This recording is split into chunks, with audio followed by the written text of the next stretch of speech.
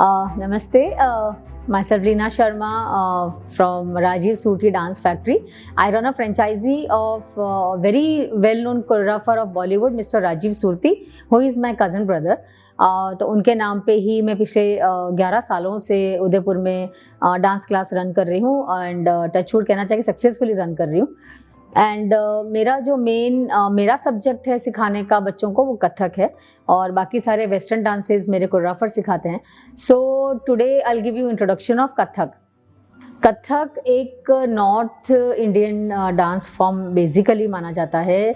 लोगों को पहले ये था कि कथक मतलब वो मुजरे में और ऐसे यूज़ होता था, तो ऐसा नहीं है.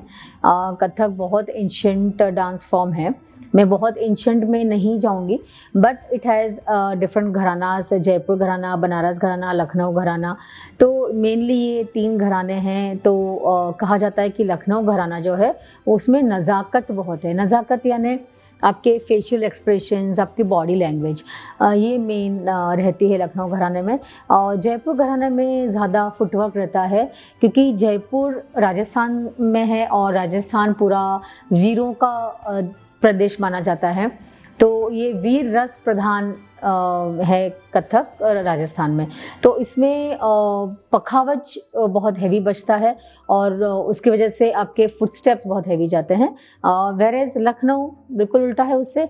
लखनऊ बहुत राज दरबारों में पेश किया गया है. ज़्यादातर नवाबियों के बीच में ये फॉर्म रहा है, तो इसलिए उसमें नज़ाकत, अपनी अदाएँ, अपना फेशियल हाव भाव, हाथों का गेस्चर और बहुत नाजुक कथक इसमें दिखाया जाता है. ठुमरी वगैरह बहुत नाजुकाई से की जाती है इसमें. और बनारस घराना अलग वापस अपने आप में एक अलग ही रूप लिए है, जो दोनों का मिक्स रहता है. ना ज़्यादा विग्रस रहता है, ना एकदम नाजुक रहता है. बनारस घराना एकदम नॉर्मल रहता है. तो ये तो कथक के बारे में है. बट जो मेन जो एक डांस जिसको बोलते हैं वो होता है, डांस है यानी नृत्य, जो आपके इनर आप जो बताना चाह रहे हो. एक तो नाटक होता है जिसमें डायलॉग्स होते हैं, तो आप बोल के और सारा एक आपके आसपास एक प्रोड्यूस कर सकते हो कि भाई हाँ ये स्टोरी है. कथक में आपके सिर्फ हैंड पोस्चर से, जैसे मुद्राएं हैं, आपके फेशियल एक्सप्रेशंस है, और जो सिर्फ तबला, हारमोनियम, पखावज और आपके घुंघरू, पैरों के घुंघरू भी बहुत आपको बताते हैं कि क्या स्टोरी है. सो गुस्सा करना है तो उसे घुंघरू अलग बजेंगे, प्यार वाले घुंघरू अलग बजेंगे, चोरी छुपे जाने वाले घुंघरू अलग बजेंगे. तो घुंघरू भी अपने आप में एक लैंग्वेज है डांस में. तो डांस फॉर्म ये है कि आप बिना बोले, बिना मुंह से कुछ बोले, और आप एक पूरी कहानी एक ऑडियंस के सामने रखते हो. और ये सिर्फ ऑडियंस के लिए भी नहीं है, ये सेल्फ हीलिंग के लिए भी है. आजकल जैसे डांस को हीलिंग में भी लिया गया है. चाहे किसी भी तरह का आप डांस लो, अगर आपके अंदर आपको शांति देता है, जैसे कैसे ना पैशनेट हो जाते हैं आप और सब कुछ भूल जाते. जैसे मुझे अगर डांस में उतार दो, चाहे आप कथक बोल लो, चाहे गरबा बोल लो, चाहे कुछ भी, मैं रात भर डांस कर सकती हूँ.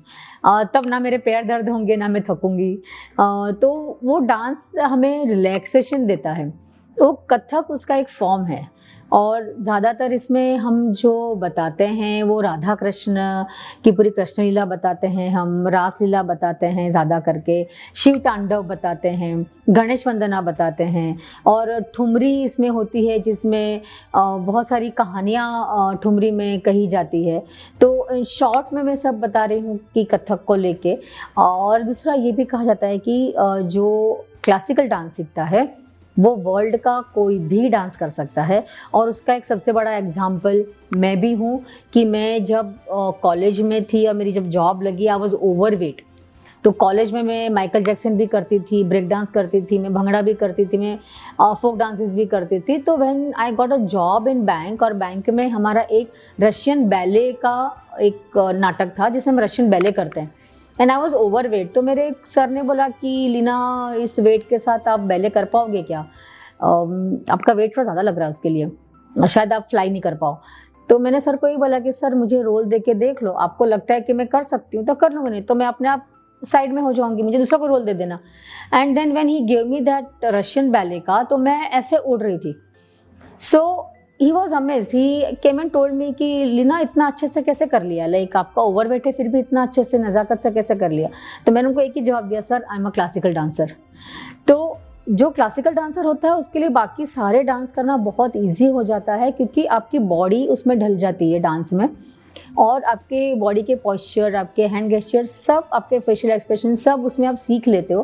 प्लस ताल के नॉलेज आपको हो जाते हैं कि ये बीट बजी है, इतनी बीट में आपको ये स्टेप खत्म करने हैं। और वो कथक में बहुत स्ट्रिक्ट रहता है। जैसे त्रिताल आपने ले लिया, बहुत सारे ताले हैं, त्रिताल ले लिया, इसमें 16 मात्राएं होती है, मतलब 16 बीट्स होती है। तो आप जो भी करोगे उस 16 बीट्स के मल्टीप्लिकेशन में ही आपको ख़त्म करना है। 16 करके 17 के ऊपर वो आपका स्टेप ख़त्म होना चाहिए, ना 15 पे ना 17 पे।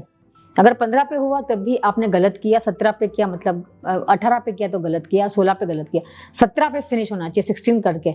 तो इतना डिसिप्लिन आ जाता है कथक करने से कि यू आर डिसिप्लिन एकदम, कि आपके गुरु शिष्य का एक रिलेशन कथक में मेंटेन होता है। मेरे क्लास में आज भी गुरु शिष्य क्या अभी भी हमारा मेंटेन्ड है, जो मैं बहुत खुश हूँ कि मेरे बच्चे आज भी जूते पहन के उस क्लास में नहीं आएंगे जहाँ कथक चल रहा होगा। आज भी घुंघरू पहन के वो क्लास के बाहर नहीं जाएंगे, स्ट्रिक्ट है। घुंघरू पहन के आप रोड पे नहीं चल सकते, घुंघरू पहन के आप जूते नहीं पहन सकते। घुंघरू को बहुत डिवोटी माना हुआ है, मतलब पूजनीय है घुंघरू, एक भगवान के रूप में घुंघरू को मानते हैं। अगर घुंघरू का एक पैरों में से घुंघरू टूट के गिरता भी है तो उसको प्रणाम करके भगवान के पास रखना होता है। घुंघरू को इतना हम लोग पवित्र मानते हैं। तो आज भी मेरे डांस क्लास में ये चलता है कि ना कोई जूते पहन के आएगा, ना कोई घुंघरू पहन के बाहर जाएगा। तो बच्चे आज भी डांस करने से पहले घुंघरू को प्रणाम करना, डांस करने के बाद प्रणाम करना, आज भी मेरे बच्चे फॉलो करते हैं। तो एक गुरु शिष्य का भी रिलेशन, जैसे कथक में कथक से पहले कथक के बाद मेरे पैर छूते हैं, इट्स नॉट कि मैं, बट वो गुरु मुझे मानते हैं। तो जैसे मेरी गुरु है उदयपुर में ही है, लेकिन मुझे रोड पे भी मिल जाएगी, मार्केट में मिल जाएगी, तो भी मैं उनके चरण स्पर्श करूंगी। तो कथक में ये गुरु शिष्य की परंपरा अभी भी चलती है, जो नॉर्मल स्कूलों में नहीं चलती है। तो कथक को लेके मेरा इसलिए इतना लगाव है, और ये लगाव मेरा बचपन से है, जो मैं ऊपर वाले की, माता रानी की बहुत शुक्रगुजार हूँ कि मैं आज भी इस एज में भी मैं मेरा वो पैशन फॉलो कर पा रही हूँ। और मैं बस यही यंगस्टर्स से मैं यही कहना चाहूँगी कि आपका पैशन ऐसे ही फॉलो करें। बचपन से आपने जो सोचा है, अच्छी चीज़ें सोची है, उसके पीछे पड़ जाएं, उसको फॉलो करते रहें, छोड़े नहीं कि पढ़ाई करनी। पढ़ाई तो अपनी जगह है ही, मैं ये तो नहीं कह रही, मैं भी M.Com हो चुकी हूँ, तो पढ़ाई तो अपनी जगह है ही है। पढ़ाई के साथ साथ आप जो भी पसंद करते हैं, स्पोर्ट्स है, डांस है, म्यूज़िक है, या कोई भी एक्स्ट्रा, कोई पेंटर है, कोई सिंगर है, आप कम से कम आपकी 24 घंटे में से 1 घंटा आप आपके पैशन को दीजिए। 1 घंटा, सिर्फ 1 घंटा। और मैं सारे पेरेंट्स को आज मैं ये मैसेज करना चाहूँगी कि बच्चों को 1 घंटा उनके लिए निकालने दीजिए। पढ़ाई के नाम पे उनको बहुत ज़्यादा टॉर्चर मत कीजिए।